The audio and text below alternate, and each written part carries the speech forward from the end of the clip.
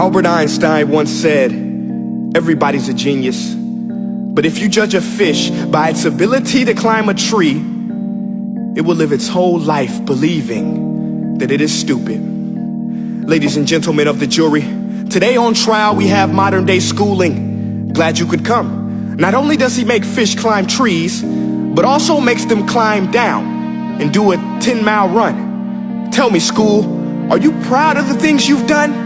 Turning millions of people into robots, do you find that fun? Do you realize how many kids relate to that fish swimming upstream in class, never finding their gifts, thinking they are stupid, believing they are useless? Well, the time has come, no more excuses. I call school to the stand and accuse him of killing creativity, individuality, and being intellectually abusive.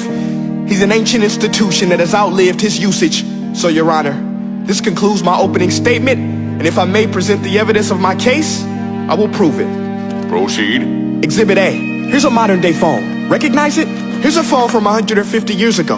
Big difference, right? Stay with me. Here's a car from today, and here's a car from 150 years ago.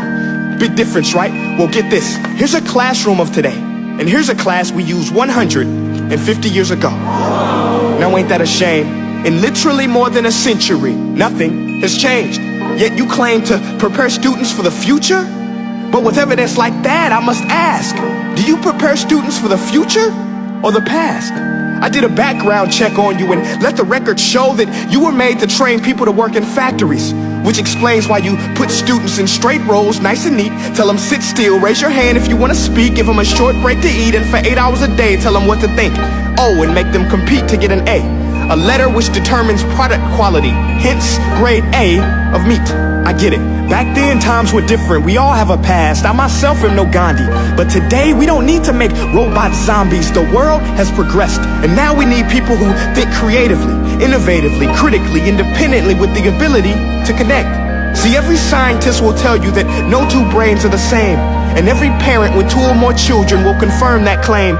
So please explain why you treat students like cookie cutter frames or snapback hats, giving them this one-size-fits-all crap. Watch your language. Sorry, Your Honor, but if a doctor prescribed the exact same medicine to all of his patients, the results will be tragic. So many people would get sick, yet when it comes to school, this is exactly what happens. This educational malpractice, where one teacher stands in front of 20 kids, each one having different strengths, different needs, different gifts, different dreams, and you teach the same thing the same way? That's horrific. Ladies and gentlemen, the defendant should not be acquitted. This may be one of the worst criminal offenses ever to be committed. And let's mention the way you treat your employees. Objection. Overruled. I want to hear this. It's a shame. I mean, teachers have the most important job on the planet, yet they're underpaid? No wonder so many students are short-changed. Let's be honest, teachers should earn just as much as doctors, because a doctor can do heart surgery and save the life of a kid, but a great teacher can reach the heart of that kid and allow him to truly live. See, teachers are heroes that often get blamed, but they're not the problem. They work in a system without many options or rights. Curriculums are created by policymakers, most of which have never taught a day in their life. Just obsessed with standardized tests. They think bubbling in a multiple choice question will determine success. That's outlandish. In fact, these tests are too cruel to be used and should be abandoned, but don't take my word for it. Take Frederick J. Kelly, the man who invented standardized testing, who said, and I quote, "These tests are too cruel to be used and should be abandoned." Ladies and gentlemen of the jury, if we continue down this road, the results will be lethal. I don't have much faith in school, but I do have faith in people. And if we can customize healthcare, cars, and Facebook pages, then it is our duty to do the same for education, to upgrade it, change it, do away with school spirit, because that's useless. Unless we're working to bring the spirit out of each and every student, that should be our task. No more Common Core. Instead, let's reach the core of every heart in every class. Sure, math is important, but no more than art or dance. Let's give every gift an equal chance. I know this sounds like a dream, but countries like Finland are doing impressive things. They have shorter school days, teachers make a decent wage, homework is non-existent, and they focus on collaboration instead of competition. But here's the kicker, boys and girls. Their educational system outperforms every other country in the world. Other places like Singapore are succeeding rapidly. Schools like Montessori, programs like Khan Academy, there is no single solution. But let's get moving, because while students may be 20% of our population, they are 100% of our future.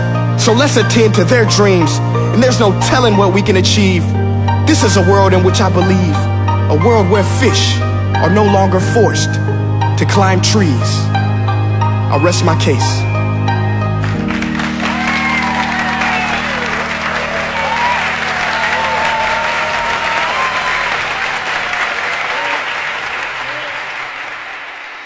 Hey guys, my name is Prince EA, and I want to say thank you so much for watching my video. But now, I want to know what you think.